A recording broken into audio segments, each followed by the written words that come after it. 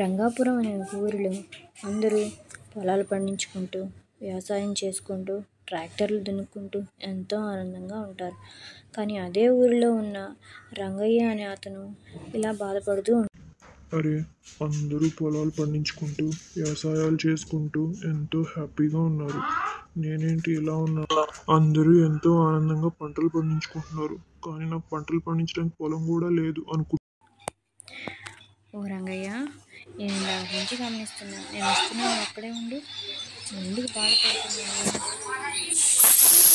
సహాయం చేయగలను రంగయ్య, చెప్పు. నీకే సహాయం చేయాలన్నా నేను చేస్తాను. నీకు ఎన్ని రకాలుగా సహాయం చేయాలన్నా నేను చేస్తాను రంగయ్య. నువ్వు బాధపడద్దు. నేను దగ్గరికి వస్తున్నాను కదా, నువ్వు అక్కడే ఉండు. నీకేం కావాలో చెప్పు. నీకేం కావాలో నన్ను అడుగు, అది నేను నీకు తప్పకుండా ఇస్తాను. నిజంగానా?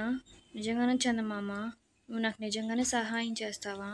నాకు ఉండటానికి ఒక మంచి ఇల్లు కావాలి. ఆ ఇంటిని నువ్వు ఇవ్వగలవా? ఆ ఇంట్లో నాకు ఉండాలని కోరికగా ఉన్నది. నువ్వు నాకు దాన్ని ఇచ్చావంటే నేను ఎంతో హ్యాపీగా ఫీల్ అవుతాను. ఇంకా నువ్వు చాలా మంచివాడిని అందరికీ. ఓకే రంగయ్య, నీకు కావాలన్నట్టే నీకు ఒక మంచి ఇంటిని నేను ఇస్తాను. కానీ నువ్వు కోరుకున్నట్టు నేను ఇంటిని ఇవ్వను. నీకు ఏదైనా సంపాదనని ఇస్తాను. నీకు ఒక పండ్ల బండిని ఇస్తాను. దాంట్లో ఉన్న పండ్లన్నీ నువ్వు అమ్ముకొని డబ్బులు సంపాదించుకొని వచ్చిన డబ్బులతోటి నీకు నచ్చిన ఇంటిని నువ్వు కొనుక్కోవాలి. అప్పుడే కదా నా కష్టంతో ఈ ఇల్లు కొన్నాను అన్న తృప్తి నీకు ఉంటుంది. చందమామ ఇచ్చిందన్న బాధ. సరే అన్నాడు రంగయ్య.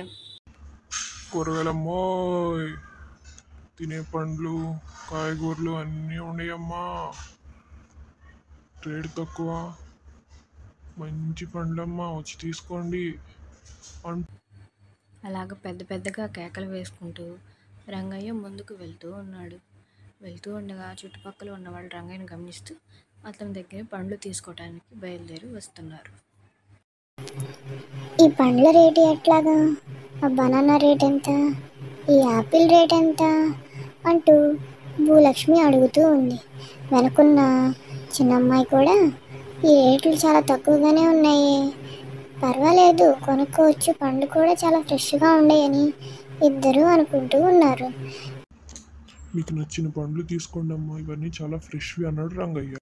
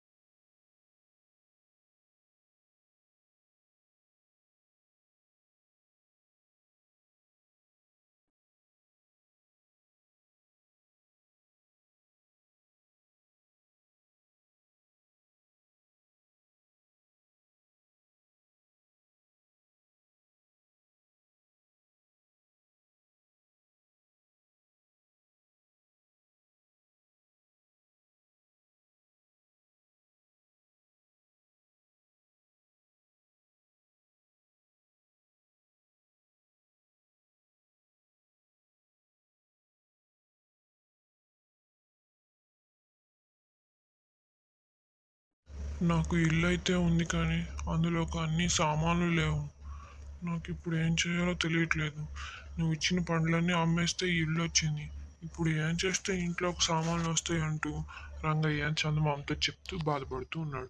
అప్పుడు చందమామ, నువ్వేం బాధపడకు, నేను నీకు తోడుంటా. అప్పుడు చందమామ రంగయ్యతో ఇలా ఉంటుంది. రంగయ్య, నువ్వు ఎందుకు బాధపడుతున్నావు? నేనున్నా కదా నీకోసం. నువ్వు బాధపడితే నేను చూడలేను. నీకు ఈసారి ఐస్ క్రీమ్ బండి ఇస్తాను. దాంట్లో నుంచి నువ్వు ఎన్నో సామాన్లు కొనుక్కోవచ్చు. దాంట్లో ఎన్నో డబ్బులు వస్తాయి, అవి ఉపయోగించుకుని సామాన్లు కొనుక్కోవచ్చు. దానికి ఇంతలా బాధపడాలా రంగయ్య? నేను నీకు ఎప్పుడూ నేను తోడుగానే ఉంటాను అని చందమామ అనడంతో రంగయ్య ఎంతో సంతోషంగా ఆ బండిని తీసుకుని బయలుదేరతాడు.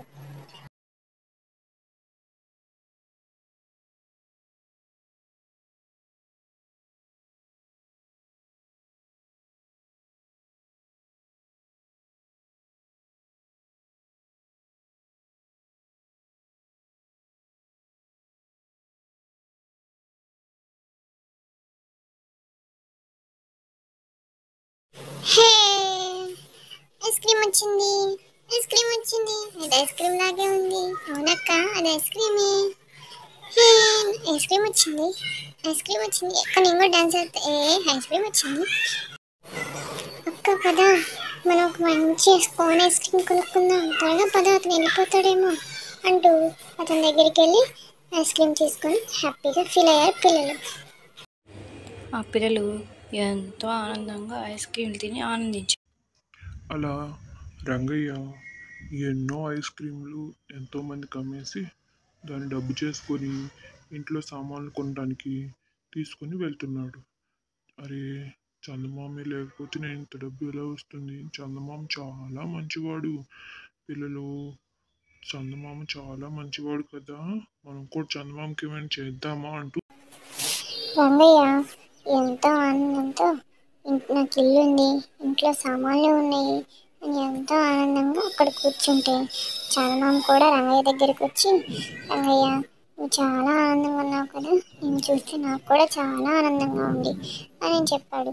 తర్వాత చందమామ ఇలా అంటున్నాడు, రంగయ్యలాగే నేను ఎంతో మందికి సహాయం చేస్తాను. ఇలా చేయాలంటే మీరు లైక్ చేయాలి, షేర్ చేయాలి, సబ్స్క్రైబ్ చేయాలి అన్నాడు.